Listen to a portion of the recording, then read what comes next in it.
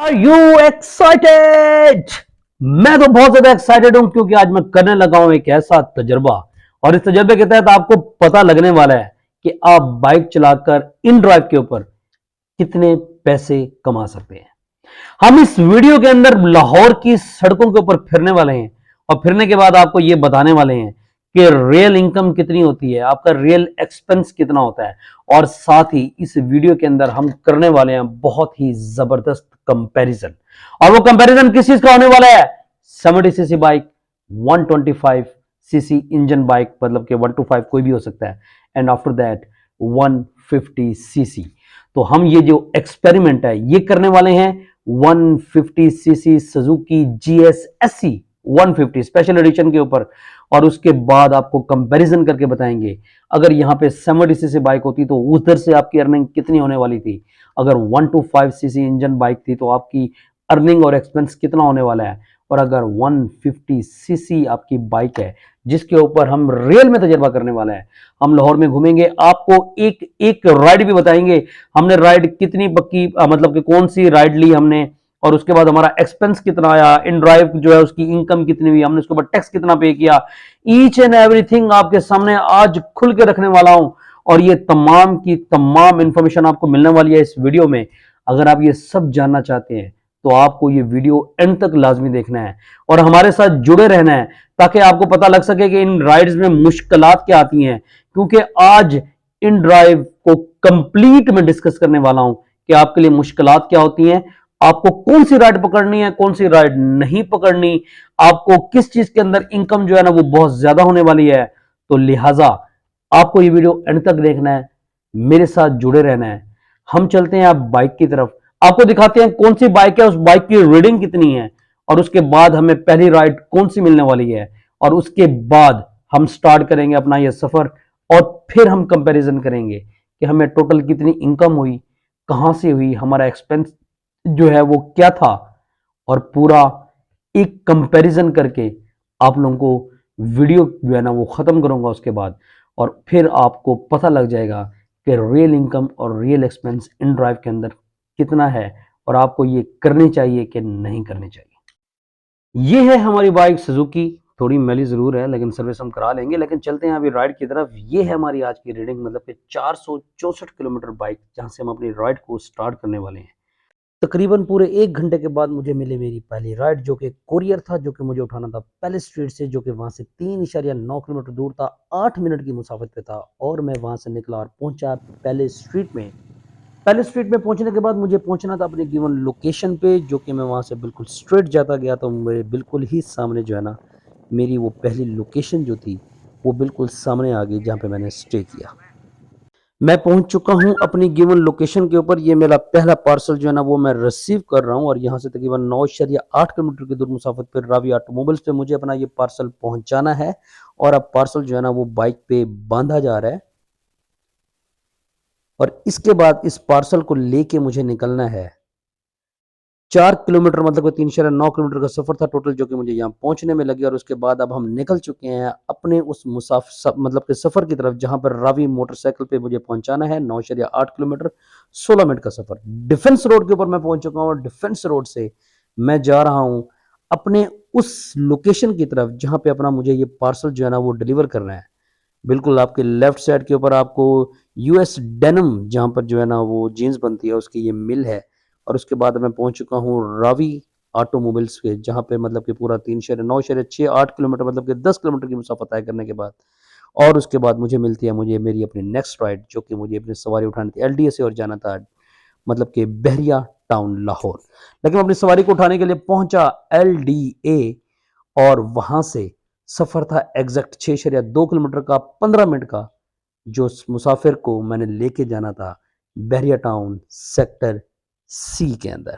ये इस टाइम मौजूद हूं मैं बहरिया टाउन में, और सवारी को जो है ना मैंने उतारना है तलवार चौक से बिल्कुल आगे। बहुत ही जल्दी हम पहुंचने वाले हैं तलवार चौक पे।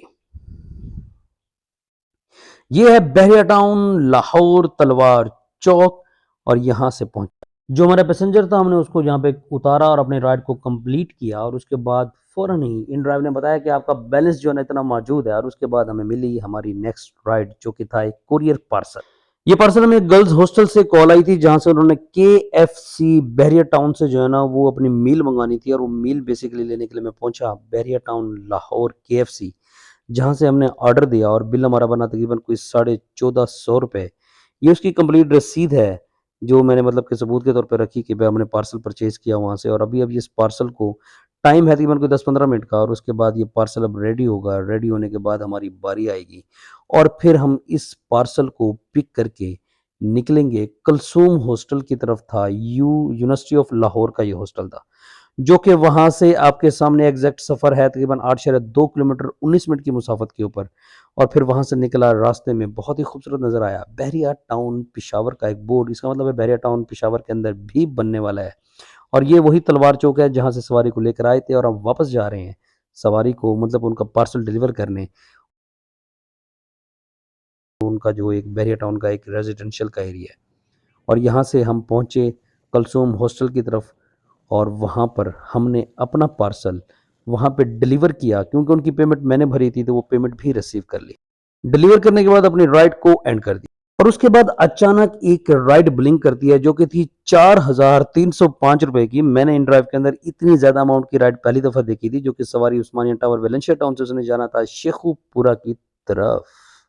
उसके बाद मुझे नेक्स्ट राइड मिली तकरीबन शौकत जो खानम फ्लाईओवर है उसके पास से और आप पारा सोसाइटी जाना था। 10 मिनट का सफ़र था और हमने सवारी को उठाया और उसके बाद मैंने उस सवारी को कहा कि भाई थोड़ी सी वीडियो बना ले, तो भाई ने ये वीडियो बनाई थोड़ी सी मेरे साथ मिलके।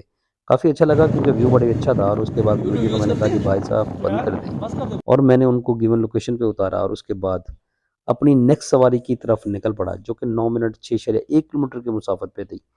और फिर उसके बाद उनको भी डिलीवर करने के बाद अपने राइड को स्टार्ट किया और स्टार्ट करने के बाद अपनी लोकेशन पे पहुंचे। 464 से स्टार्ट किया था, 528 किलोमीटर बाइक चल चुकी है, रात भी हो चुकी है। ये हमारी हैवी बाइक्स की सुपर लाइट्स हैं जो कि इस टाइम चल रही हैं और अचानक ही वहाँ से हमें मिलती है हमारी नेक्स्ट राइड। 70 रुपए की सवारी थी, बिल्कुल घर के पास से उतारनी थी। शेल्टन होटल है वहाँ पर जौहर टाउन के अंदर, उनको 2 मिनट की मुसाफत पे वहाँ पे उतार दिया। नेक्स्ट राइड 73 रुपए की, ये वो राइड है जो कि मेरी कैंसिल हो गई थी। इस टाइम मैं मौजूद था वहीं पर ही मतलब कि जौहर टाउन के अंदर, तो मुझे बिल्कुल मेरे पास से एक राइड आती है जिस राइड ने जीवन मार्केट जाना होता है। तो मैं बहुत ही जल्दी उस राइड को एक्सेप्ट करता हूँ, बिल्कुल कुछ ही किलोमीटर के सफर पर थी, मतलब कि 1.5 किलोमीटर के सफर पर।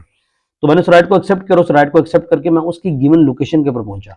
जब मैं उसकी गिवन लोकेशन पे पहुंचा तो राइडर ने उस राइड को कैंसिल कर दिया। सो आपको पता है कि जैसे बंदा पहुंचे और वो पेट्रोल खर्च कर भी पहुंचे तो एक दफा फील हुआ कि यार लोकेशन पे पहुंच गया और उसके बाद राइडर ने जो है अपनी राइड कैंसिल कर दी है। सो आई वाज टोटली सरप्राइज। जब मैं अपनी बाइक को वापस करने लगा तो अचानक सडन वो बंदा शायद वहाँ वेट कर रहा था, वो आया मेरे पास, मुझे कहता भाई आप हैं वो राइडर? मैंने कहा हाँ जी। कहते यार वो मैंने राइड कैंसिल कर दी, मुझे बेसिकली जाना नहीं है, मगर ये ले पैसे कि आप यहाँ तक आए हैं। मैंने कहा नहीं यार अब रहने दे, कोई बात नहीं, आपने राइड यूज़ नहीं की, ऐसा होता रहता है, राइड कैंसिल हो जाती है, आपको सडन कोई काम पड़ा होगा, आपने जान के ऐसा नहीं किया होगा। लेकिन दैट गाय इंसिस्टेड कि भाई आपको पैसे लेने पड़ेंगे। मैंने कहा नहीं यार रहने दें, कोई बात नहीं। मैंने बहुत इंसिस्ट किया लेकिन उसने मुझे 100 रुपीज़ मेरे हाथ में थमा दिए और कहा कि सर ये पैसे रख ले। दैट वाज एक्चुअली 73 रुपीज़ जो कि मुझे वहाँ से कट करने थे, लेकिन मैंने वहाँ से सिर्फ 50 रुपीज़ लिए क्योंकि मेरे पास चेंज नहीं था। अदरवाइज आई वाज थिंकिंग कि मुझे उनसे 10-20 रुपए या 30 रुपए लेने चाहिए, लेकिन क्योंकि मेरे पास अल्टरनेटिव कोई ऑप्शन और नहीं थी, सिर्फ 50 रुपीज़ ही, तो मैंने कहा सर ये 50 रुपीज़ आप रख लें। तो लेकिन सर आप पूरे पैसे लें। मैंने कहा नहीं भाई मैं पूरे नहीं ले सकता, मुझे सिर्फ और सिर्फ ये 50 रुपीज़ काफ़ी है, अगर मेरे पास चेंज होता तो मैं शायद इससे भी कम लेता। एंड आफ्टर दैट मैं वापस जो है ना वो चला गया। नेक्स्ट राइड 91 रुपीज़ की और इनको उतारना था हंजरवाल क्योंकि मैंने इसी साइड पे ही जाना था। वहाँ पर मुझे मेरे एक दोस्त की कॉल आती है और मुझे वो कहता है कि यार मैं मुस्तफा टाउन में हूँ, तो मुझे मुस्तफा टाउन आके जो है ना वो आपने मिलना है। तो उस वक्त मैं क्या करता हूँ कि मैं फ़ौरन ही इन रूट लोकेशन ऑन कर लेता हूँ और उसमें मुस्तफा टाउन की लोकेशन डाल देता हूँ और सडनली मुझे मुस्तफा टाउन की एक राइड मिलती है कि मैंने कस्टमर को जीवन मार्केट से जो है ना वो पिक करना था। सो उसकी दी हुई लोकेशन के ऊपर मैं पहुंचा। जब वहां पहुंचा तो मैंने कस्टमर को कॉल की, तो मैंने कहा सर मैं आपकी गिवन लोकेशन पे हूँ। तो उसने कहा सर ये लोकेशन तो मैंने दी नहीं। मैंने उनसे कहा सर आपने जो लोकेशन दी मैंने उसी को नेविगेट किया और नेविगेट करने के बाद मैं आपकी गिवन लोकेशन पे पहुंचा हूँ। कहता सर सॉरी मैं G1 में नहीं, मैं G4 में हूँ। आप इस तरह कर लें कि आप इस राइड को जो है ना वो कैंसिल कर दें। लेकिन वो राइड सडनली ऑटोमेटिकली खुद ब खुद ही जो है ना वो स्टार्ट हो चुकी थी, तो लिहाजा ना उसको कस्टमर और ना ही मैं उसको कैंसिल कर सकता था। तो अब एक ही ऑप्शन मेरे पास बचती थी कि मुझे उस राइड को जो है ना वो फिनिश करना पड़ा। मैंने उस राइड को फिनिश किया और सडन अचानक व्हाट्सएप के ऊपर उस बंदे की मेरे पास लोकेशन आ जाती है कि सर मैं G4 में हूँ, अगर आप आना चाहते हैं तो आ जाएं। और जो लोकेशन उसने पहले दी थी उसके ऊपर जो उसके चार्जेस थे वो 91 रुपीज थे, क्योंकि मैं तो मुस्तफा टाउन जा ही रहा था, तो कोई बात नहीं, जो भी चीज़ हाथ में आई वो मैं लेना चाह रहा था। तो बस वो 91 रुपीज सोच के मैंने कहा चलें ठीक है, मेरा पेट्रोल का एक्सपेंस जो है ना वो वहाँ से निकल आएगा और मैं वहाँ पर गिवन लोकेशन पे पहुंच जाऊंगा। मैंने भाई को लोकेशन ऑन की, G4 मार्केट से मैंने भाई को पिक किया और बेसिकली भाई ने मुस्वा टाउन नहीं बल्कि हंजरवाल मेट्रो स्टेशन जाना था, तो हमने बीच वाला रास्ता लिया और वहाँ पर जो है ना पहुँच गए। मैंने भाई को वहाँ ड्रॉप किया और उस भाई ने मुझे 150 रुपीज़ जो है ना पे किए। And after that I went to मुस्वा टाउन, जहाँ पे मैंने अपनी इस राइड को एंड कर दिया। यहाँ पे एंड कर दिया मैंने अपने राइड को। 545 किलोमीटर जो है ना वो मेरी बाइक इस टाइम चल चुकी है और ये अभी शाम का रात का टाइम भी हो चुका है, क्योंकि इसके बाद मैं मज़ीद बाइक नहीं चलाने वाला था, तो मैंने अपनी बाइक को राइड को यहाँ पे स्टॉप कर दिया। तमाम की तमाम राइड्स की तफसील कि मुझे कौन सी राइड्स मिली, कहाँ-कहाँ की मिली और मैंने कहाँ-कहाँ पे जो है ना सवारी को ड्रॉप किया, कौन सी मुझे कोरियर की मिली, कौन सी मुझे पैसेंजर को जो है ना पिक करना था और जिस जगह पे उनको ड्रॉप करना था, ये सारी तफसील आपके सामने मैंने डिस्कस कर दी। अब हम जाते हैं रियल कंपैरिजन की तरफ, ओरिजिनल इनकम की तरफ, कि मुझे जो है ना वो कितने पैसे अर्न किए मैंने यहाँ से और मेरा कितना एक्सपेंस आया। तो ये कंप्लीट ज़रा समझने की ज़रूरत है, ज़रा गौर से वीडियो को देखिएगा ताकि आप जो है ना आसानी से समझ सकें और जान सकें कि कितना एक्सपेंस हुआ और कितनी जो है ना वो इनकम हुई। सबसे पहली राइड पैलेस स्ट्रीट से रावी मोटर 245 रुपये, 29 रुपये उनको गए। दूसरी 140 रुपये की, जिसमें जीएसटी इन ड्राइव इनकम सारी मिला के थर्ड KFC वाली। उसके बाद 125 रुपये की जो राइड मिली, उसके बाद फिर मुझे 130 रुपये की राइड मिली और फिर उसके बाद 70 रुपये की और फिर 73 वाली जो कि कैंसिल हो गई थी, फिर 91 रुपीज़ वाली जिसने 150 रुपीज़ जो है ना मुझे टोटल पे किए। सबसे अच्छी चीज़ ये है कि इसके अंदर आपको आपकी इनकम टोटल 91 रुपीज़ जैसे है, 5,43 रुपये इन ड्राइव को गए, उसके ऊपर 4% टैक्स पे किया जो कि मेरी इनकम से कटा 3 रुपये 23 पैसे, और फिर जो उनको इनकम जाने वाली थी मतलब कि जो 5 रुपये 23 पैसे उसका भी 4% 0.17 रुपीज़ जो है ना वो सेल्स टैक्स पे किया इन ड्राइव ने। ये एक्चुअल इनकम पहली राइड ने मुझे जो ना पे किए 245 रुपये, दूसरी राइड ने 140 रुपीज़, तीसरी ने जो मुझे पे आउट किए वो किए 250 रुपये KFC वाली, और उसके बाद 125 रुपये, फिर आ गई मेरी 130 वाली, फिर आ गई मेरी मतलब कि 70 रुपीज़ वाली, फिर आ गई मेरी 91 रुपीज़ वाली। एज पर इन ड्राइव 1051 रुपये जो ना मेरी टोटल इनकम हुई है, जिसमें से अभी उनकी रिडक्शन होना बाकी है। अब जाते हैं एक्चुअल इनकम की तरफ। मुझे पैसे मतलब 245 वाले ने 250 पे किए, 140 वाले ने 150 पे किया, 250 वाले ने 300 पे किया, 125 वाले ने 140 पे किए, 130 वाले ने 150 पे किया, 70 वाले ने 70 ही रुपए मुझे दिए, 91 रुपीज़ वाले ने 150, और जो राइड कैंसिल हुई थी उसके मुझे 50 रुपीज़ मिले। तो ये टोटल मेरी इनकम होगी एक्चुअल में 1260 रुपए। एज पर इन ड्राइव 1051 रुपए थी, पर एक्स्ट्रा अमाउंट मिला के 1260 हो गई। जो मेरी राइड्स में से इन ड्राइव की इनकम है वो अब बताने लगा हूँ। 245 वाले में से 29 रुपये 2 पैसे क्योंकि राइडर की थी, 140 वाले में से 8 रुपये 49 पैसे। उसके बाद अगेन मेरी जो नेक्स्ट थी वो 250 रुपये वाली राइड वाली थी, जिसमें से भी 29 रुपये और 71 पैसे जो है ना वो इन ड्राइव को गए। इसमें कोई जी सेल्स टैक्स शामिल नहीं था। 125 वाली में से 7 रुपये 64 पैसे, 130 वाली में से 7 रुपये और 81 पैसे, 70 वाली में से 4 रुपये और 24 पैसे, 91 वाली में से 5 रुपये और 43 पैसे, मतलब कि टोटल होगी 92 रुपीज़ 52 पैसा इन ड्राइव की actual income without sales tax. Courier वाले पार्सल के ऊपर सेल्स टैक्स नहीं होता। सेल्स टैक्स इन ड्राइव और सबकी इनकम के ऊपर 4% है। 140 वाले में से 5 रुपये 09 पैसे मेरे और 0.34 इन ड्राइव ने पे किए। 250 वाले में से कोई नहीं था। 125 वाले में से 4.58 पैसे मेरे, 0.34 पैसे इन ड्राइव के। नेक्स्ट 130 वाले में से 4.75 पैसे मेरे, 0.34 इन ड्राइव के। 70 वाले में से 4% 2 जो 55 पैसे हैं वो मेरी इनकम में से, 0.17 इन ड्राइव की। 91 वाले में से 3 रुपये 23 पैसे मेरी इनकम में से, और 0.17 पैसे जो है ना वो इन ड्राइव की इनकम में से सेल्स टैक्स काटा गया। ये टोटल मिला के होगा 21 रुपये और 56 पैसे सेल्स टैक्स जो कि पे किया इन ड्राइव ने और मैंने मिलके अपनी इनकम के अंदर से। 92 रुपये और 52 पैसे इन ड्राइव की पेमेंट थी, और जो हमारा सेल्स टैक्स है वो 21 रुपये और 26 पैसे 56 पैसे टोटल हो गया, और ये हो गया तकरीबन 173 रुपये 78 पैसे जो है ना टोटल इन ड्राइव की इनकम, जो कि मेरे एक्चुअल पैसों में से कट जानी 113 रुपये 78। As per in drive account 1051 रुपये मुझे मिले थे, 113 रुपये 78 पैसे जो कि सेल्स टैक्स और इन ड्राइव की इनकम मिला के हुए 937 रुपये और 22 पैसे मेरे पास रिमेनिंग रह गए, जो कि जीएसटी और इन ड्राइव की पेमेंट काटने के बाद एज पर इन ड्राइव था। अब क्योंकि एक्चुअल अमाउंट मुझे 1260 रुपए मिली थी, अगर 1260 में से 113 रुपये 78 पैसे हम माइनस करते हैं जो कि इन ड्राइव के पास चले गए हैं, तो 1146 रुपए और 22 पैसे मेरी एक्चुअल इनकम है, जो कि मुझे मुसाफिर से पैसे मिले और उसके बाद ये अमाउंट काटने के बाद जो मेरे पास रिमेनिंग रह गए।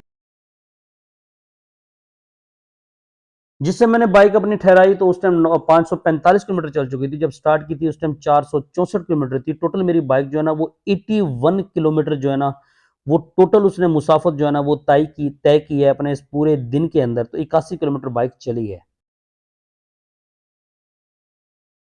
मेरी बाइक की जो एवरेज है वो तकरीबन है 1 लीटर के अंदर 40 किलोमीटर, तो 81 को 40 2.02 लीटर जो ना पेट्रोल लगा है, अगर हम इसको उस रेट से मल्टीप्लाई करते हैं दो के 276 रुपए और 14 पैसे था, तो ये 557 रुपए हमने इसको राउंड अबाउट कर दिया कि 557 की बजाय हमारी जो टोटल एक्सपेंस है वो तकरीबन भाई पेट्रोल का हो गया होगा 560 रुपए, हमने जो इसको राउंड अबाउट कर दिया ताकि हिसाब करने के अंदर हमें जो है ना वो आसानी हो। एज पर इन ड्राइव 937 रुपए 22 पैसे हमारे पास थे, उसमें से 560 रुपए पेट्रोल निकालते हैं तो 377 रुपीज 22 पैसा जो है ना एक्चुअल इनकम बचती है एक्सपेंसेस निकालने के बाद।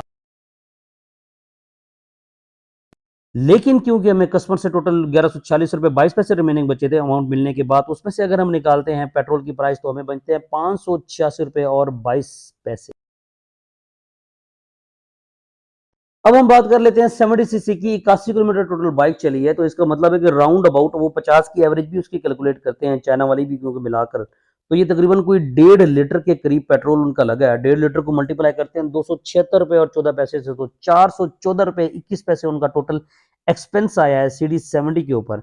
और इसमें से अगर जो एक्चुअल अमाउंट थी उसको माइनस करते हैं, मतलब कि 937 रुपए और 22 पैसे में से अगर हम माइनस करते हैं 414 रुपए और 21 पैसे जो कि CD70 की पेट्रोल की प्राइस एक्सपेंस है, तो हमारे पास जो रिमेनिंग अमाउंट बनती है वो 523 रुपए और 22 पैसे बचती है, क्योंकि CD70 की एवरेज अच्छी,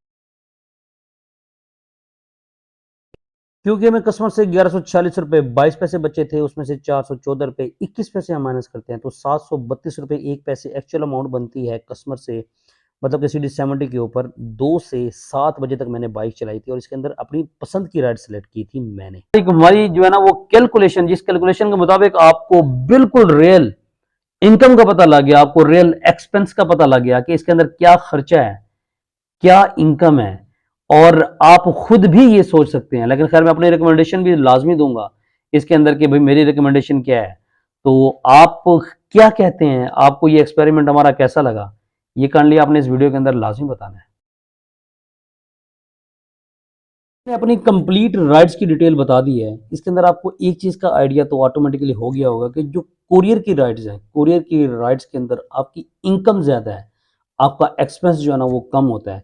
आपने सिर्फ पार्सल उठाना होता है, पार्सल डिलीवर करना है, और जो कोरियर के मतलब के चार्जेस हैं जो कि आपको राइडर को मिलते हैं वो काफ़ी ज़्यादा हैं, ऑलमोस्ट डबल के करीब चार्जेस हैं, और उसके बाद आपकी इनकम जो है ना वो बढ़ सकती है। तो लिहाजा मैंने अपनी तमाम राइड्स के दरमियान एक चीज लाजमी जज की, वो ये कि कुरियर का पार्सल आपको इस हद तक फास्ट पिक करना होता है कि आपके वो ब्लिंक हो और फौरन क्लिक करके आपको, अदरवाइज सारे लोग कुरियर के पार्सल्स को जो है ना वो पिक करने की दो में लगे होते हैं, क्योंकि उसके अंदर आपका पेट्रोल भी कम लग रहा होता है और उसके अगेंस्ट आपकी जो इनकम है वो बहुत ज्यादा होती है।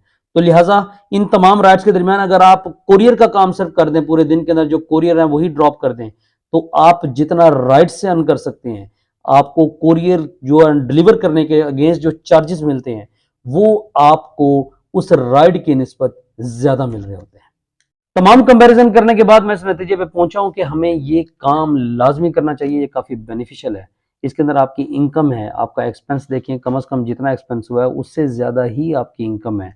इसके अंदर आपको लॉस बहुत कम है। ये है कि आपका टाइम, तो आपको पता है कि जहीं कहाँ पर कहीं पर भी आप काम करते हैं तो आपका टाइम जो है ना वो कंज्यूम लाजमी होता है। और ख़ास तौर पे जो मेरी रिकमेंडेशन है, आप इसको परमानेंट तौर पे नहीं भी चलाना चाहते, अगर आप किसी जगह जा रहे हैं, मिसाल के तौर पर आप लाहौर ठोकर नियाज बेग से आपने जाना है माल रोड की तरफ, तो आप इन रूट लोकेशन ऑन कर लें और उसके दरमियान मौजूद अपनी सवारी जो भी उधर उस रूट की तरफ जा रहे हो उसको उठाएं, उनको ड्रॉप करते जाएं। इसका सबसे बड़ा बेनिफिट आपको ये होने वाला है कि आपका जो पेट्रोल लग रहा था कम से कम वो जरूर रिकवर हो जाएगा। ये सबसे बड़ा बेनिफिट है कि आप जो है ना किसी जगह जा रहे हैं तो बस वो इन रूट सवारी वहां से पिक कर ली, उनको भी वहां ड्रॉप कर दिया, वहां से पैसे भी अर्न कर लिए और जितना पेट्रोल लगना है तो आपकी जेब से नहीं लगेगा, वो सवारी आपको पे ऑफ कर देगी और आप वहां से कुछ ना कुछ जो है ना वो अर्न भी लाजमी कर लेंगे।